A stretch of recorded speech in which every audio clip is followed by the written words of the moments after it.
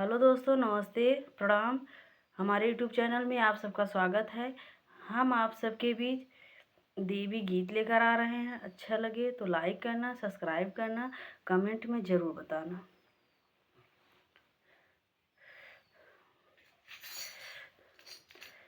पातर गलिया दूर डगरिया मैया चल के अइली ना। पातर गलिया दूर डगरिया मैया चल के अइली ना। आवत आवत माई बगिया में पहुँची हो, बगिया में पहुँची। देखी अड़हुल के फूलवा माई लो भाई गइली ना। देखी अड़हुल के फूलवा माइलो भाई गइली ना। पातर गलिया दूर डगरिया मैया चल के अइली ना। पातर गलिया दूर डगरिया मैया चल के अइली ना।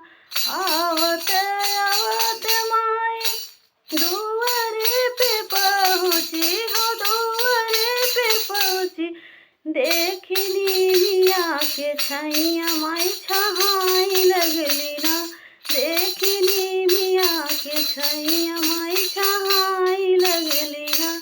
पातर गलिया दूर डगरिया मैया चल के अइली ना। पातर गलिया दूर डगरिया मैया चल के अइली ना। आवत आवत माई आंगने में पहुँची हो, आंगने में पहुँची।